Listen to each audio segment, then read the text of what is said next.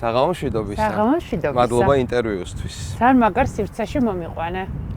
კიდევ კარგი რომ სიმაღლეში უკვე დამარცხებული მაქვს. პირველად არ იქნები აქ ამ სახურავად. აქ არ, მაგრამ რაღაცა მახსოვს რომ უფრო სხვა ქვევით უფრო გაშლილიველი მახსოვს უფრო სხვა. ქვედა ნაწილზე ხო არ იყავი? ალბათ. აი. დიახ. აქ პირველად. აქ პირველად. ძალიან კაი. წარმოგიდგენია რომ მე ამ შენობაში რუსთავი 2-ის მფლობელობაში რაც იყო იქ პირველად ვარ. ამ ადგილას. მე შენ გაგიცანი სადღაც აი აქ. მართლა? აქ ოღონდ ცოტა დაბლა რა. დაბლა. აი სადღაც აქ. კაშიკ შენ რას მოლაპარაკები? ეროსის დროინდული და რუსთავში იყავი? 2008. 2008. შენ იყავი პროდიუსერი. ვშე. აი აქ სადღაც აქ იჯექი ხოლმე რა დაახლოებით. და არ ვიცი შენ გახსოვარ თუ არა. ხადამყოლ შენ და მოგეწონე და შემაქერო ხმაც კარგი აქვს. ასე შემდეგ და წავედი ხვალ დამიბარეთ და მე სიცხემ ამიწია რაღაც დამემართა და 2 კვირა ვერ მოვედი და ნუ მე მოვედი, მაგრამ შენ ძალიან კარგად მახსოვ ხარ რომ მოვედი ამ ნიუსრუმში. და გარდა იმისა რომ ნიუსრუმში შეგხვდი როგორც ჩემს პროდიუსერს ტელევიზორიდან ხო გიცნობდი და რაღაც აი ტოპ რეპორტიორებიდან რო გამოვარჩიოთ, ეგრე გამოირჩეოდი სულ. მოდი მაგ ნანუკაზე გკითხავ ჯერ, არა სხვაზე, არამედ ნანუკაზე. იმ დროინდელზე? იცი რა არის, ეხა ამ გადასახედიდან შევაფასებ ყოველ შემთხვევაში და ჩემი შეფასება იქნება რაღაცნაირად ცოტა უფრო მე ყველაზე მეტად ჩემს პროფესიაში მიყვარს ეგ წლები. და მე მგონია რომ თუ რამე სხვარჯავ დღემდე, რამე ცოდნას, რამე უნარებს, რაც მაშინ შევიძინე, ეს პროფესიულ უნარებს გულისხმობ. ეს ყველაფერი არის იმდროინდელი, იმიტომ რომ რაღაცნაირი ტიპის უნივერსიტეტი იყო, სადაც რაღაც გასწავლიდნენ საველე პირობებში ყველაფერს და ძალიან დიდი მნიშვნელობა აქვს ადამიანებს, ვინ ეხა წარმოვიდგინე მე როდესაც ყვები და ვამბობ რომ იქ სადაც რაღაც ყოველდღიურად, ყოველდილით, ანუ ჩვენი ხელმძღვანელები არ იყვნენ ადამიანები, რომლებსაც კაბინეტები ჰქონდათ და ჩვენ ვერ ვხედავდით მათ პირიქით, ისინი იყვნენ ჩართულები, მათ შორის ტექსტის გასწორებაშიც კი, აი მე მაგალითად ნიკა ტაბატაძე მისწორებდა ტექსტს, აი დვალი მაგალითად ჩემს ცხოვრებაში არ დამავიწყდება. ერთხელ ექსკორტი ვთქვი, ესკორტის მაგალითად. ანუ სამზარეულოში ყოველ დილით 10-ის ნახევარზე ტარდებოდა თათბირი და ნუ აი დვალმა რა მიქნა ვერ წარმოგიდგენე და ჩამომართვას ჩართვის უფლება. და ეს მას რაღაც პერიოდის განმავლობაში რომ მე იმიტომ რომ ამხელა შეცდომა დავუშვი პირდაპირ ეთერში რუსთავი ორელმა და შევარცხი. მე რა სიტყვის გამოდამსაჯი იცი? ვიღაც მოკლეს რამე ხო სულ ან კრიმინალურ ამბებზე მქონდა გამოწერილი დღე და სიტყვა ცოლეურები ვთქვი დალაფერა და ხომ ცოლეურები იყო ძირითადად რაღაცა დაპირისპირება თუ რაღაც და ერთი კვირით მითხრა რომ შენ ჩართვაზე აღარ დადი. ვაუ, ეს სულ მოყვებოდა. მართლა ეს მე ხო. ეთქობა მე რაც ვისწავლეთ, მე ჩვენ ამას ვიყენებდით ამ მექანიზმებს რაღაცა სხვებთან ურთიერთობაში და შესაბამისად რაღაცა სტანდარტი იყო რა, მიუხედავად იმისა, რომ კონკურენციაც სხვაგვარი იყო და მაშინ რაღაცა ერთმანეთის კონკურენტები ვიყავით ის ჟურნალისტები, რომლებიც დღემდე ვართ ამ პროფესიაში. რაღაცნაირად არ გადავშენდით რა და მე ვამბობ, რომ იმ დრომ ვინ შექმნა რაღაცნაირად სხვანაირი ტიპები არიან, რაღაცა არ იღლებიან, ასჯერ თავიდან იწყებენ, იბრძვიან ბოლომდე.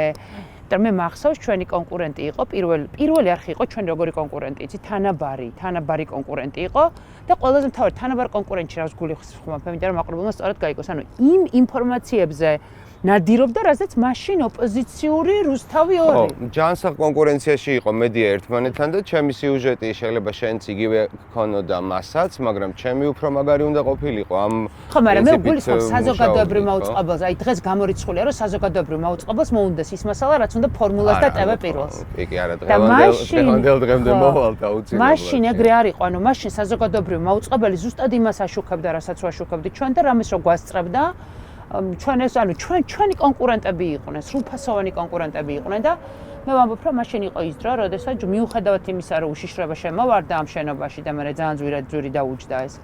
მიუხედავად მაგისა, მე ვფიქრობ, რომ მედია თავისუფლები ალბათ თანამედროვე საქართველოში ყველაზე მაღალი მაშინ იყო, მაინც.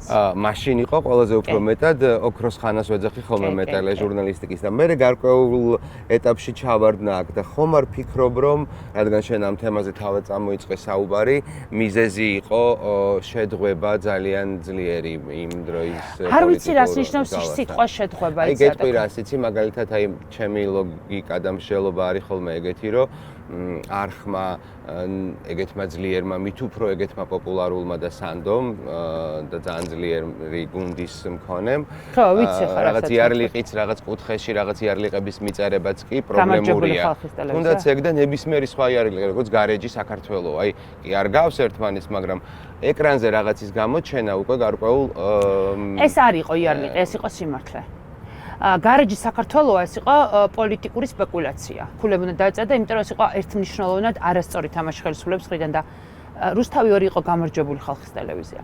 და ნახე როგორ რაღაცა ეს არ გეთახმები ეს რადიკალური განსხვავებულია მე მაგრამ დამარცხებული ხალხის აღარ გახდა ანუ აღარ დაუტოვა სივრცე ამ სიტყვებმა ჩემი აზრით რუსთავი ორს ეს შეეძლო გაეკეთებინა შეეძლო რაღაც პერიოდი აი ტაიმაუტი რაც ჰქონდა აღებული თავის დროზე ხო გახსოვთ რეიროს ჰქონდა გაკეთებული განცხადება რომ რაღაც დრო ჩვენ კრიტიკისგან ვიკავებთ თავს ხო რაღაც ამერიკაში 100 დღე როა დაახლოებით ესე იყო და მე ხო უნდა დაწყებულიყო მე გეთანხმებით რომ მე რაღაც უნდა დაწყებულიყო მე რაღაც უნდა შეცვლილიყო მაგრამ თქვა თუ მე მეკითხებით სწორი გააკეთა თუ არა თავის დროზე რუსთავი ორმა ისეთი მნიშვნელოვანი მოთამაშე რო იყო რევოლუციაში კი მე რომ ეხა ტელევიზია მქონდეს და დღეს ამ რეალობაში რევოლუციის მერე უფრო დავსვიე კითხვა მაშინ ხომ არ შეეძღვება განსაკუთრებულად ხო იცით რა არის გამოსვლა ალბათ გაგვიჭირდა მეტნაკლებად ვიღაცები გამოვიდნენ ვიღაცები ვერ გამოვედით და დავსჭით იქ და შესაბამისად ამის ფასიც გადავიხადეთ როგორც პროფესიული ისე ადამიანური და ვიღაცები ვინც გამოვიდნენ ზოგი ისე არასწორად გამოვიდა ჯობდა იქ დარჩენილიყო ზოგადად აი რაღაცა ისეთი იყო რა აი მაგათ ხა იმ დღეს მე და რუხი ერთად მოვხდით რუსთავი ორის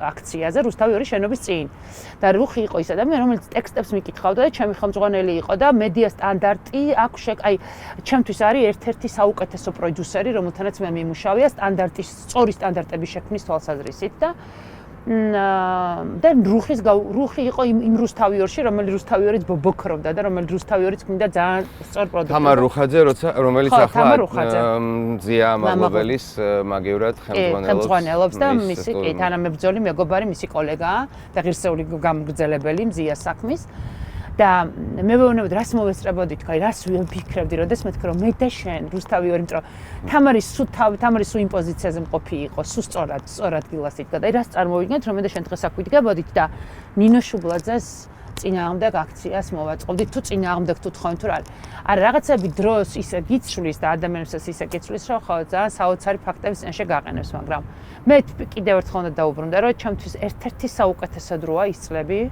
მე ვფიქრობ რომ ერთ-ერთი იმ ჟურნალისტებმა მაშინ სახელებს და გვარებს მნიშვნელობა არ აქვს და როგორ გამოვედით როგორ შევედით ყველაზე სწორ პროცესებში მიიღეს მონაწილეობა და ამ ქვეყნის აღმშენებლობა და ოქროს ხანა თუ დაიწყეს თქვენ დამსახურებაც არის ეგ პროფესორი რო ავირჩიე და გამომდინარე ჩემი თავიდან გეთანხმები მაგაში ნამდვილად იყო ეგ ოქროს ხანა და არ შემიძლია არ დაგეთანხმო ერთხელ დამავალე რეპორტაჟი ტრანსგენდერ ქალზე სახელად სექსო გახსოვს? აუ არა.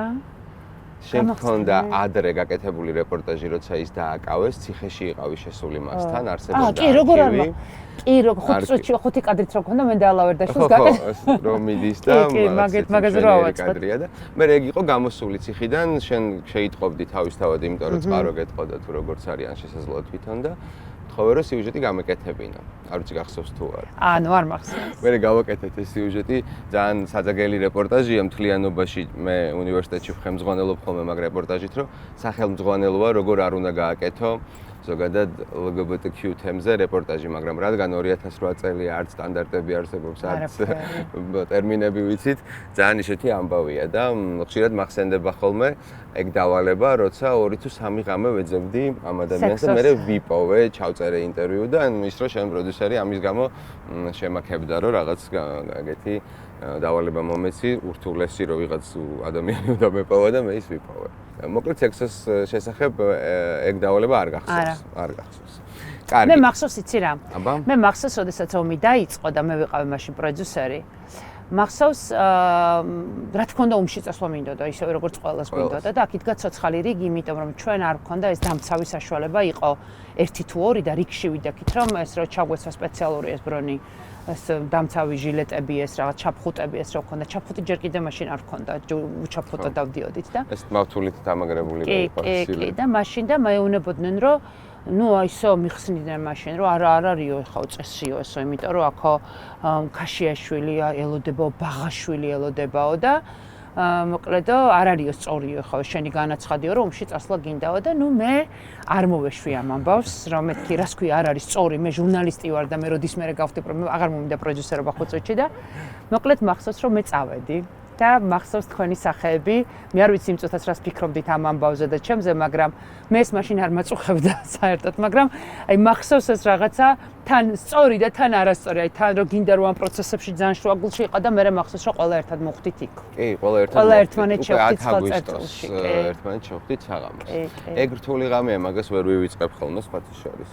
ერთად ვიყავით ღამით, მე ის ლოკაცია. იცი ვისთან ვიყავით ღამეს სახში? კი, მახსოვს. და რომ გამოვედით და რომ დაბომბეს ეგეც. კი, იმ წუთას დაბომბეს. და რა არის დღეს ის ისტორიის რომ მხარეს დგას და ჩვენ სად ვართ? ეს არის ცხოვრება.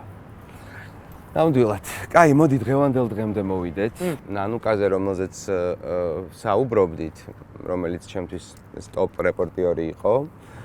თვითონ შენ ძალიან გაგიჭირდებოდა მისი დატოვება და სხვა ნანუკად წარმოჩინება, ხო? იმიტომ რომ რეპორტინგი ერთია და იქედან მოდიხარ და უბრალოდ გზას იწყებ, ვიდრე დღევანდელ დღემდე მოხვალ. აი იმ განშორების მომენტიდან რას გახსენებს ხოლმე რეპორტიორი ნანუკა ახლა?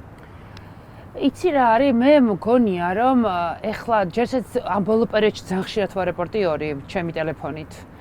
მაგრამ იცი რა არის, როგორც რეპორტიორს და როგორც ჟურნალისტს, ჩემთვის აი ეს მე უკვე რაც ვაკეთე ნანუკაში, თუნდაც ის ქველმოქმედებები, თუნდაც ის ყველაფერი რაც მე შექმნა ნანუკამ, ეს არის რაღაცნაირი უფრო სამოქალაქო პასუხისმგებლობა. ანუ ეს არ არის ჩემ ჟურნალისტიკა, მოკლედ ჟურნალისტიკა ჩემთვის არის პანკეში გათანებული ღამეები და ჟურნალისტიკა ჩემთვის არის რაღაცა იმიტომ რომ ესე რა ქვია კახეთში რო ყოფილ ვარ გადაღებაზე და რო დაურეკიათ რომ კახეთიდან მოხსენი ჩართვა და წადი უცებ სამტრედიაში კახი, იმიტომ რომ იქედან გვი. აი ჩემთვის ექსტემპი, ჩემთვის აი ეს არის რა, ეს არის. ეს თავს რო არ გახსენებდეს მუდმივად შენ არ შეიძლება რომ ეგრე არა და მე ხო სინამდვილეში მაგ ტიპად დავჩანო. აი რო ამბობენ რომ მაგალითად სიტყვაზე რაღაცებს ასწრებს. ან ვახ ბიჭო როგორ შეგიძლია ერთად ესაკეთო, ანუ ეგ უნარები, ეგ skills ხო იმან მოგცა, როდესაც შენ მაგალითად გეუბნებოდნენ რომ უნდა წასულიყავი კახეთიდან სამტრედიაში, გზაში ტექსტი უნდა გეწერა მერე, უნდა ჩამოსულიყავი და აბა ერთი დუდუსთვის გეთქვა რომ ვერ მოასწრებდი მონტაჟს და ჩართვას და აი დღეს რომ მაგალითად ვინმე მეუნება რომ ბანერის გაკეთებას უნდა დღე ნახევარი მეუნები რომ არა უნდა 10 წუთში. შენ 10 წუთში გააკეთე. ჩემი საყვარელი ისტორია რომ მე ხო ამ ტემპი ჯერსაც ისედაც ბუნებრივად აქ ტემპი მაქვს და მე რუსთავიორმა ძალიან მაგ ტემპი მომცა და არჩევნებზე გამოშვეს ყალტუბაში და ჩავიტანე ეს ჩემი ნანუკას რაღაცა ის ბანერი და ამას თქო რამდენ ხანში დამიყენებთ თქო აქ თქო რა მინდა რომ ეხა ყალტუბაზე ეს ჩანდეს რომ აქ ბავშვები მოვიდნენ და 5 დღეშია. მეთქი ამას თქო 5 დღეში არ დააყენებთ. მეთქი ამას დავაყენებთ დღესვე, აი ეხლავე ამ წამს და ანუ რაღაცა ეგ ტემპი ეგუნა მე მოკლედ მოხდა ისე რომ ჩვენ თვითონ დავაყენეთ, ჩაქუჩებით ყოფილი და გავაკეთეთ, მაგრამ აი ეგ ტემპი, ყველაფრის შენით კეთება, ჩემი აზრით ეგ გამომუშავა რუსთავიორმა. აი მაგიტომაც ჩემთვის ძალიან ხშირად უთქვამთ რა რუსთავიორელი ხარ, შენ რუსთავიორელი ხარ. ისე ტიპსაც კი რომელსაც რუსთავიორში გინან არასოდეს არ უნახავს. მაგრამ გარედან ეგეთი წარმოუდგენია. რუსთავიორელი არის. ოღონდ ალბათ დამეთანხმები მხოლოდ ორი თაობის გაზდა შეძლო იმ ტელევიზიამ. თქვენი თაობის ჟურნალისტების და ალბათ ჩვენი თაობის. მე მესამე თაობა ვინც ახლა იქ მუშაობს, ის კარგად გამოზრდილიც იყო და გაცვეთილიც და ჯიბიდან გავარდნილი. ხო, მაგ თვალსაზრისით კი. იცი რა არის, აი გიორგის პერიოდი სანაიასი და თვითონ როდესაც ნიკა ეთერში იყო, მე მაგათ ვეძახი პირველ თაობას. პირველი თაობა, მე ჩვენ მეორე თაობა და თქვენ კი ბატონო, ხო, თქვენ გაგაერთიანეთ. მაგრამ პირველი თაობა ისინი არის. კი ბატონო, კი. ხო, რო ამოვდიოდი თქვი რომ ახლა ის დრო რო იყოსო ძალიან მენატრებაო და კი ის დრო რო იყოს ამ მდგომარეობაში ნამდვილად არ ვიქნებოდით, ხო? ის დრო უნდა იყოს. ხო. უნდა დადგეს ის დრო ამ ქვეყანაში აუცილებლად. იმიტომ რომ და იცი რა არის, მაშინ იყვნენ რაღაცნაირად თავდადებული ადამიანები რა. რაღაცნაირი ტიპები, მე არ გულისხმობ ჟურნალისტებს, არა, პროფესიაში არა, პროფესიის მიღმა რა. ერთი არის პროფესიაში ჩემი ასწრაფი, დღესაც ჟურნალისტი ზუსტად იქ დგა, სადაც მაშინ იდგა, იმთოსაც რომ საკუთარ სიცოცხლეს რისკის ფასად აყენებს. დღეს ყველაზე მეტად თუ ვინმე დაიჩაგრა მოქალაქეებთან ერთად, მე წმინდა პროფესიულ ამბავში მაინც ჟურნალისტები არის. ესეთი გახლეჩილი ხო არ ყოფილა ეს პროფესია? ეხლა ძალიან დიდი უბსკურული არის. ესეთი გახლეჩ, არა, დაახლოებით ვიყავით. ხო, მაგრამ ასე არა. ბადრის იმედი იყო იქეთ რა. მაგრამ ის არ გაგრძელებულა ამდენ ხანს და ასეთი ინტენსივობით. ხო, და ის უბრალოდ პირად ურთიერთობებს არ აფუჭებდა. აი, იცი რას ვამბობ, აი, თუნდაც იმდროინდელ იმეჯი, რომელიც იყო ალბათ ეგრე მომართული, ეგეთი ტენდენცია, რომ რეპორტაჟები ეკეთებინათ ერთმანეთზე, ერთმანეთის რეპორტაჟი შენი წაიღოთ, გადაეკატავებინათ, რაღაც ეგეთი. მე მახსოვს, რომ ეროსიზე გააკეთეს რამდენიმე და ჩვენ ვიყავით შოქში. ანუ რო ეს გაბედეს კოლეგებმა, რომ შეეხნენ მედია ტიპს, ანუ მედია მენეჯერს, ეს იცი როგორი წარმოუდგენელი იყო? მე მახსოვს მერე უკვე მეორე ამბების დროს, უკვე როდესაც ნაციონალები ხელისუფლებაში იყვნენ, რუსთავიერმა გააკეთა გიორგი თარგამაძეს და ესეც იყო როგორი ამბავი, იცი რომ ანუ ამას არ ვკადრულობდით ჩვენ ერთმანეთზე რა. ხო და შიგნითაც ალბათ ის გამოარჩევდა რომ რაც არ უნდა ვიღაცამ თქვას რომ კონტროლირებადი იყო და ეს ხდებოდა და პროპაგანდა იყო, პროპაგანდა ასეთი ისეთი ბევრნაირი შეიძლება იყოს. იქ თვითონ გუნდს ვინც მუშაობდა, მე რაც ვიმუშავე არ მახსოვს რომ ღირსება დაეკარგათ, ბევრი ისეთი რამ გაგვიკეთებია, რის თქმაც არ საუცილებლია და პირდაპირ ეთერში ქონდა იმედის დარბევა. პირდაპირ ეთერში დღეს თუ რამე კადრი არსებობს და ზაალ უდუმაშვილი პირდაპირ ეთერში სოლიდარობას უცხადებდა კოლეგებს. და არავინ ანუ არსებობდა რაღაც თემები, ომში ჩვენ ყველა ერთად მუშაობდით.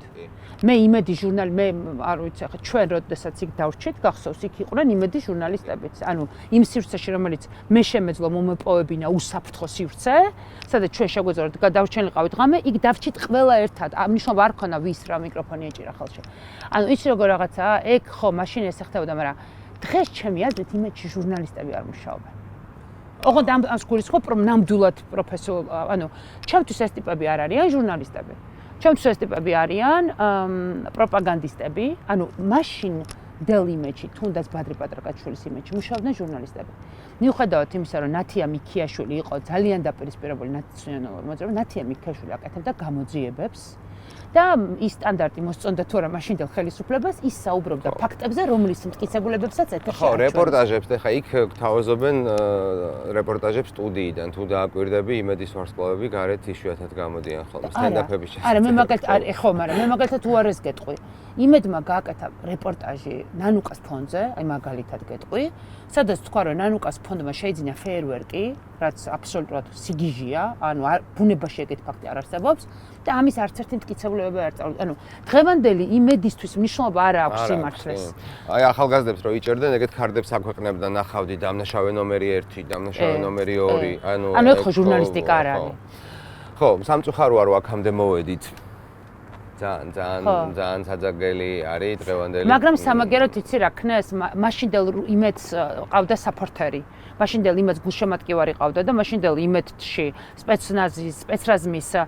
სპეცრაზმის შეყვანას მოყვა უწოს რეაგირება. მათ შორის ნაციონალური მოძრაობის მხარდამჭერებშიც გაბრაზდნენ და დღევანდელ იმედში არავინ არ გაბრაზდება. შენ ჩართვა არ არის იქედან, ეზოდან?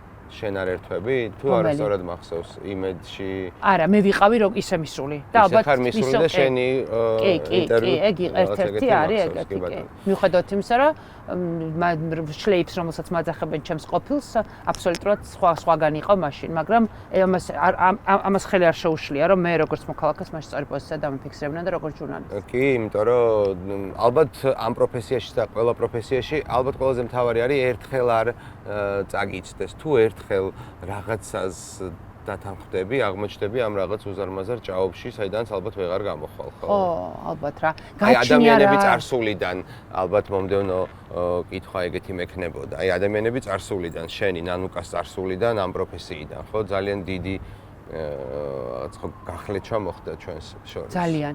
მაგრამ იცი რა არის ძალიან კარგია ის რომ ჩემი არ წარსულიდან, არც აწმოდან, არც აწმოდან, საერთოდ არ ვიცი ვინ არის ხალხი, ვინც იმედში მუშაობს. არ ვიცნობ, სახეზე არ ვიცნობ. ერთხელ აეროპორტში ვიყავი და ბიჭი შემოვიდა და რაღაცა უყურებდნენ და ეს ბიჭი ვინ არის? თქო ეს იმედის წამყვანიაო.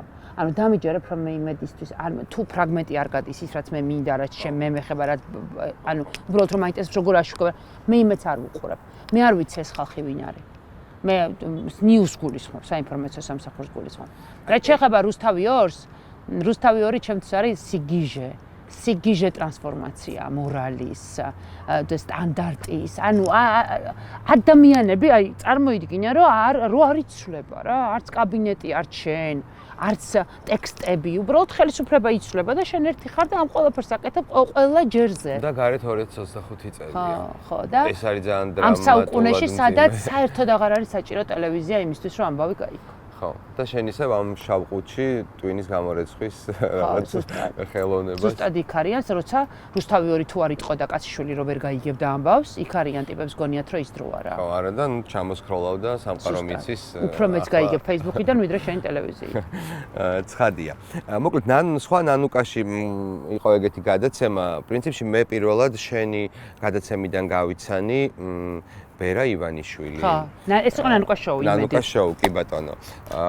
და მახსოვს ასევე შენი გადაცემა, არ ვიცი რომელი იყო, შესაძლოა უფრო გვიანდელი, სადაც ესე ძალიან პოზიტიურად და კარგად მოიხსენიე მათ შორის ბიძინა ივანიშვილიც. ანუ ის რომ ამ თავრობამ ნანუკას არაობიექტურობაში დაძლოს ბრალი და თავიდანვე ნანუკა ჩასაფრებული იყო, ეგეთი ლოგიკა არ არსებობს, იმიტომ რომ მეც როგორც რიგით მაყურებელს შენ გამაცანი საკმაოდ პოზიტიურად მისი ოჯახი. საქართველოს მაგალითად. ხო. პირველი გამოჩენა. ხო, მაგრამ ნუ აი ამდენი წელი გავიდა ამის შემდეგ და რაღაცა ძალიან მძიმე დაპირისპირებაში არის შენთან, ანუ ყველა მხრიდან გიტევს, ხო? ნუ რაღაცა პატარა რო ეპოვა, აქ ახლა ინტერვიუს ვერ ჩავწერდით, მაგრამ ნუ მაინც აი ამ ყველა შესაძლო მეთოდით ეს იქნება პროპაგანდისტული თავდასხმები თუ გამოძიება თუ სახში შემოვარდნა, ჩხრეკა თუ ამ შემდეგ, ხო, რაც დაგმართეს, მაგრამ შენ მაინც ესე მყარად გახარა ძალიან მახარებს. მოდი დავალოდო ჯერ გორბის კვლევებს, იქ თუ კაი ციფრი ამოვიდა, შენ მაგაზე არ გიდამდო. შემდეგი ინტერვიუ აღარ იქნება. აი ამ ძიმე დაპირისპირებაში ეს უდიდესი ბრძოლაც არის ალბათ და გამოცდილებაც და შენთვის რა გამოცდილებას დატოვებ სამომავლოდ აი ეს რაც რაშიც ახლა ვართ ჩვენ ყველანი ერთად და ნუ შენ ინდივიდუალურად ამ რეჟიმში. მე ძალიან მომწონს ხაშიკი ხა სადაც ვარ. მე ძალიან მომწონს. დარწმუნებული ვარ. ისეთ როლში ვარ, რომ აქედან რომ ვინმე გამომიყვანა შეიძლება ვცემო. ვინმე რომ მითხრას რომ ეს ყველაფერი არ არსებობდა, შეიძლება გავგიჟდა, იმიტომ რომ ეს ვარ მე სინამდვილეში. ანუ როდესაც ამ როლში არ ვიყავი, როდესაც ამას ვერ ვაკეთებდი ან არ ვაკეთებდი, ეგ იყო ჩემთვის ტანჯვა, თორე ეს ის როლია, რომელსაც რომელსაც სიამოვნებით ვასრულებ, ისიც რომ მაგალითად სადღაც აი პირველი სტრესი მახსოვს 15 წუთი ალბათ როდესაც შემოვიდნენ ჩხრეკაზე ისიც მამის და შვილის რომ ეს უნდა მემართა ეს პროცესი რომ ზურიკო ნაინსულტარი და დედაჩემის გარდაცვალების შემდეგ მის ჯანმრთელობა ცოტა ისია და ზურიკო არ შესულიყო სტრესში და რაღაც მამას უყურებდი და 16 წლის საბასთვის არ ყოფილიყო რამე ისეთი იმპულსის მიცემა რომ შეცდომა არ დაეშვა ბავშვს და შარში არ გამეხუია. ანუ ეს ორი პროცესი რომ მართდა რომ მივხვდი რომ აქ ყველაფერი მშვიდად იყო მე უკვე ვიყავი ძალიან როლში. აი ამ ჩხრეკის დროს აი ამ ადამიანებთან ურთიერთობაში, იმიტომ რომ სინამდვილეში იმანი კითხოს, ვინც აქეთ არ არის ახლა. იმანი კითხოს, ვის სახში ჩხრეკვა არ მიდის. იმანი კითხოს, ვინც არ დააჯარიმეს, ვინცაც იმიტომ რომ ვინც ვერ იაზრებს ჩვენ ახლა რა ძალიან დიდი და დიდებული პროცესების მონაწილე. მე ამაყი ვარ 2003 წლის მონაწილე ვარ. მე ვერ წარმოგიდგენია როგორ ვამაყოფილ დროით იმ ხალხით, სადაც ვიდექი იმით და იმ ბრძოლით, როდესაც ჩვენ რუსთავიორელები 2-3 ღამეს ერთად ვათენებდით ქუჩაში და მე ერთხელ მახსოვს პარლამენტში რომ შევედი, ორ შაბათს, ოთხ შაბათს გამოვედი, ერთი ეგეთი ბერქაიმში მახსოვს და მეორე პარლამენტში, მეტი ეგეთი გამოცდილება არ მქონია, რომ სადღაც შედიხარ და სამთხეში გამოდიხარ. მართლა ოღონდ აი ორ შაბათს შევედი და ოთხ შაბათს ღამე გამოვედი, ანუ იმიტომ რომ იქ მიძინებები ჩუატყეზე, იმიტომ რომ უკვე აი რევოლუცია აი უკვე იქ იყო და ვერ ცვლიდნენ ესე და პროცესი უნდა იცოდე იქ ვინ გადიოდა, ვინ გამოდა, ვერ ხსნიდნენ იქიდან და ეხლა ვარ წარმოიდგინე მეორე ამ დიდებული პროცესების მონაწილე. ჩვენ ეს ხო 1000% ჩვენ გავიმარჯვებთ. ამას ხო წყალი არ გაუვა. ეს გამარჯვა წარმოიდგინეთ, სულ არ გაიმარჯვა, მაინც სწორ მხარეს ვარ. აი კანონზომიერება, კარგი ამბავიც კი არ ნარჩუნდება დიდხანს. იმასაც აქვს ამოწურვადი რაღაც დრო კანონზომიერებაა. ანუ ეს რომ თუნდაც ამიტომაც ამბავია და მე ნუ შეუძლებელია რომ ამ უზარმაზარმა ტყუილმა და ბრუტალურმა რაღაც ქმედებებმა, რაც საბოლოო თვეებში განსაკუთრებით გამოჩნდა, ამან გაძლოს რა. თან იყო ესეთი რაღაცა, აჭარის პროცესები ხო ცოტა გვიან დაიწყო 2000-მდე, იქ მე ცოტა გვიან იყო და მე მახსოვს ერთმა ძალიან ჭკვიანმა კაცმა, რომელსაც რევოლუციის ესმის ყველაზე კარგად. თქვა ეგეთი რამე, რომ სანამ მოდეოგენიო შიგნითო შიგნით არ აირევიანო, მანდ არაფერი არ შეიცვლებაო რა, რთული იქნებაო რა, აჭარის თემაო, ეგ შიგნით უნდა შეყანყავდესო რა, სისტემაო. და აიხლა რომ სისტემამ შიგნიდან ყანყალი დაიწყო, ერთმანეთის ამბების, ერთმანეთის და უკვე ჩაშვება, დაკაჩავება, ეს სიტყვები სწორად აღწერს იმ პროცესს, რაშიც გქონდა. ნუ ახლა რიჟოძის ტრაგედია ისეთი მძიმეა, რომ მაგან ხა რაც არ უნდა იქ მიქაუტაძის დაკავება მოხდა, იქ რაღაცა ჭორების გავრცელება მათი მხრიდან, რომ ღარიბაშვილი ჩვენება, ფული მოიპარა, იმან მოიპარა, ამან მოიპარა, აი რაღაცნაირად მოუნდა მამუკა მდინარაძეს, მოუნდა რომ იყოს მერაბიშვილი, ადეიშვილი, თუ რამე გვარი ახლა ყველა ერთად მოუნდა რომ იყოს და ნუ ახლა არაკანონზომიერია რა, ეს ვერ გაგრძელდება რა.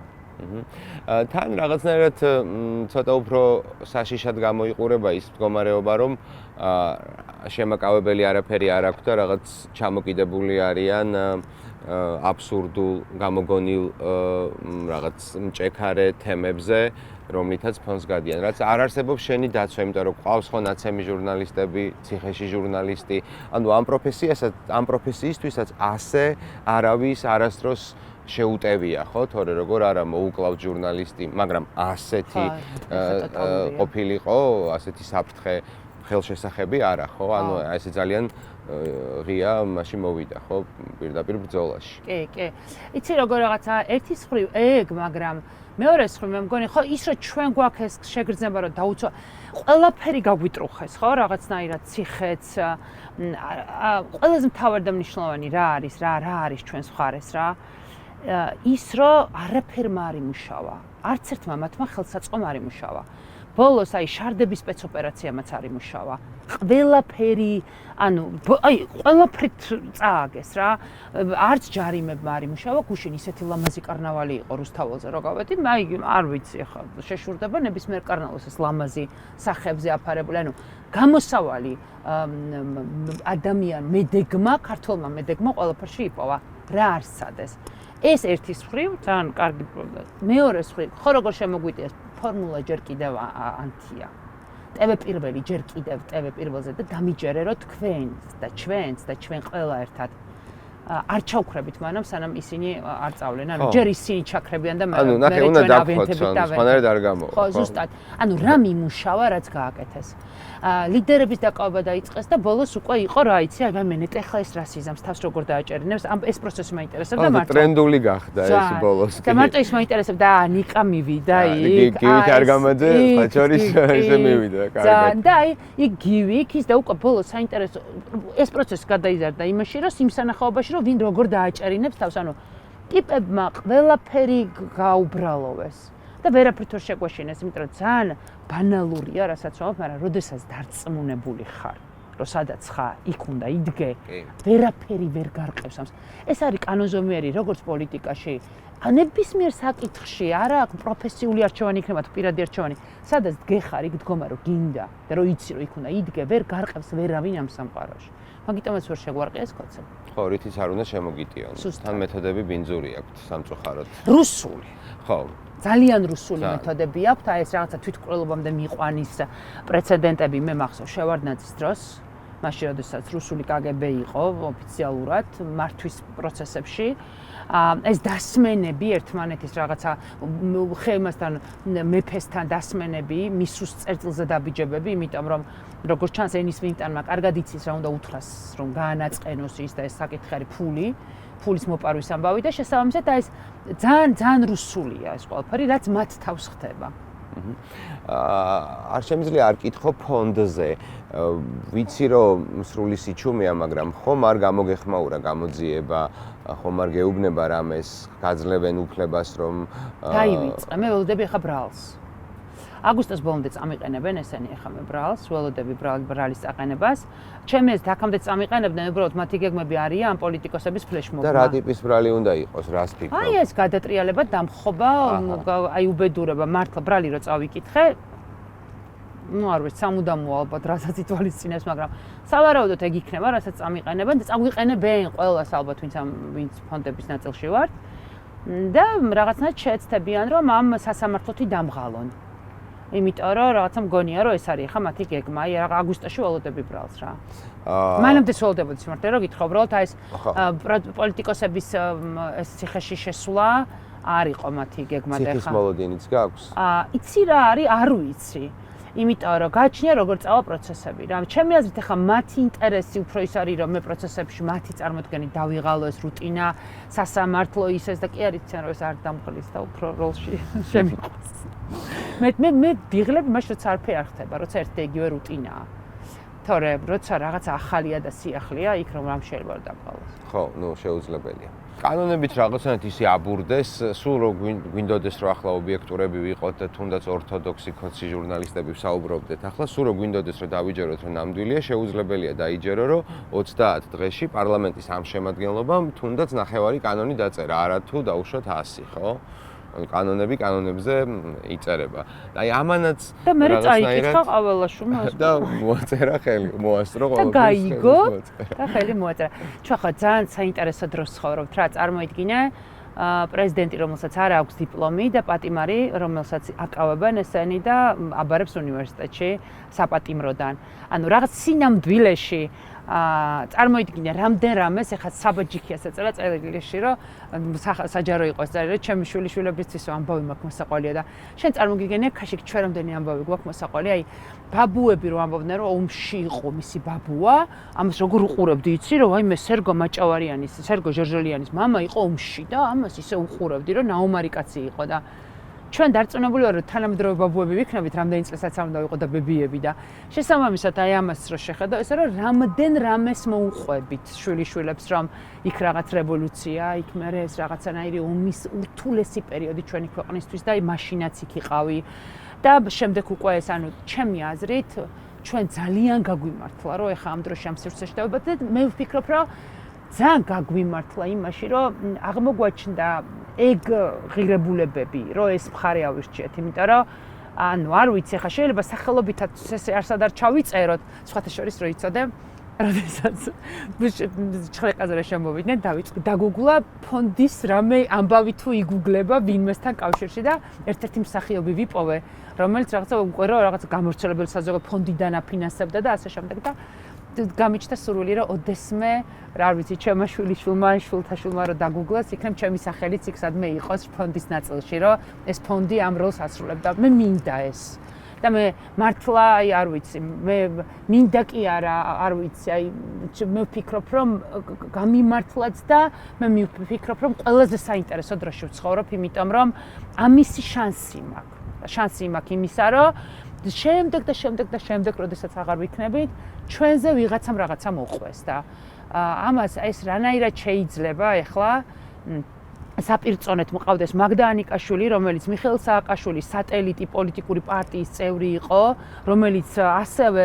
ხელმოთფობილი ცხოვრობდა მაშინ ბიუჯეტურად და დღეს მელაპარაკება რომ ბიძინა ივანიშვილი მოსწონს. ახლა დღეს ჩემს მეგობარს ედო Facebook-ზე პაპაშვილის 2012 წლის განცხადება ბიზნესმენ პაპაშვილის 2012 წელს ჯერ კიდევ ბოლო წუთებში ნაცების ამბობს რომ ოქროს ხანაა ბიზნესშიო და ეხლაც იგივე ამბობს ანუ ამ ხალხს რო არ წარმოვადგენ ამაზე კაი რა არის ანიკაშვილის სიტყვიდან ახლა ყველაზე უფრო ცხადად მახსენდება მოლოტოვის კოქტეილები რო აბრალებს ბავშვებს და არა და კაცში რო ჩანს რომ ფიზიოლოგიური ხსნარებით რო დარბიან და ანუ ფიზიოლოგიური ხსნარი რო უჭიროთ ამას რო ხედავს ჟურნალისტი რომ ფიზიოლოგიური ხსნარია და ტექსტში რო გაქვს რომ თქვენ კაცში ხედავთ მოლოტოვის კოქტეილები იცი რა არის მე მინდა მაყურებელმა იცოდეს ერთი რამ რა ჩვენ როდესაც ვსაუბრობთ ამ თემაზე იმედმა გააკეთა ამაზე ასევე იმიტირებული რაღაც გასულელი სიუჟეტი განა ის რომ საკუთარი თავის დაცვას არ ცდილობდნენ ეს ბავშვები და მე ბოლოს უკვე ყველაფერი რაც ხელში ხვდებოდათ მაგრამ ეს პროცესები საიდან დაიწყო და როგორ დაიწყო ხო ზუსტად და როგორ დაიწყო და რა არის მნიშვნელოვანი რომ ვინც დაკავებული ყავთ რაღაცა 2-3 გამონაკლის გარდა სადაც ბავშვებმა აღიარეს ის დაზიანება კამერების დაზიანება. უფრო მეტიც მოითხოვეს რომ დაზიანებას ანაზღაურებდნენ და 2500 ლარი იყო და კანონი ითვალისწინებდა რომ ამის შანსი ხელისუფლებას მათთვის მიეცა.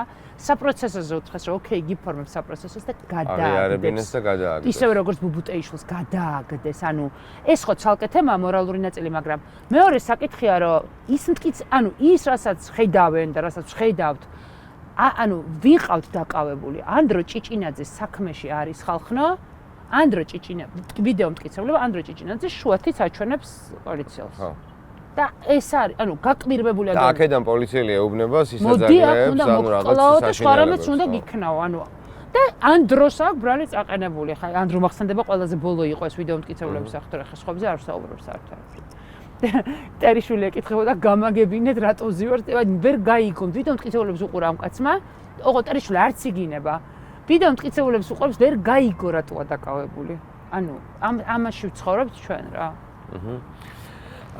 მოკლედ ბებია ბაბუობის ასაკი რომ მოგვივა როგორც ჩვენ თქვი რომ მე გასაკი მოვაო მაშინ ალბათ კიდევ ერთხელ გავიმეოროთ ინტერვიუ ჩავწეროთ. კი ბატონო. ძალიან მაგარი იქნება. შეიძლება ხო, ნახოთ. მე მგონია რომ ზამთარი გარდამტეხი მოსაყოლი გვექნება. აი, მე გვექნება მოსაყოლი, როგორ მოხდა, როგორ ვიყავით მეორე რევოლუციის მონაწილე. და ასე შემდეგ, ხო, იმიტომ რომ მე მგონია რომ ეხლა დაიწყება ძალიან საინტერესო პროცესები და ჩვენ ეხლა შევდივართ ყველაზე მნიშვნელოვან ჩიხში. აი, ყველაზე მნიშვნელოვან ჩიხში. საიდანაც ჩვენ გავალთ რა. ისინი ვერ გავლენ. ხო და ეს გარდაულად მოხდება აუცილებლად. 100%. მე ვფიქრობ რომ დაიწყება ამ წელს და ყველაფერი დამთავრდება მომავალ წელს, ოღონდ ძალიან მალე. კეთილი, გამარჯვებამდე დაგემშვიდობები და მადლობას გეტყვი და იმახსოვრე რა გითხარი. კი. მახსოვს. მადლობა.